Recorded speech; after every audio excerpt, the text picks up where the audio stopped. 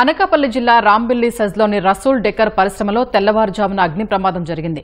Plywood షీట్లు తయారు చేసే పరిశ్రమలో ఉదయం 5:30 గంటలకు పరిశ్రమలో ఉన్నట్లుండి మంటలు ఎగిసిపడ్డాయి. అప్రమత్తమైన సిబ్బంది అగ్నిమాపక సిబ్బందికి సమాచారం ఇచ్చారు.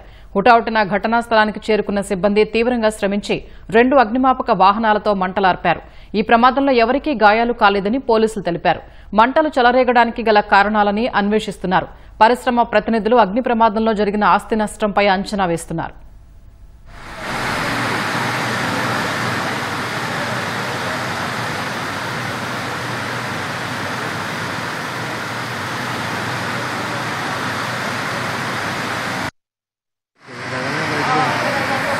ఉండదు.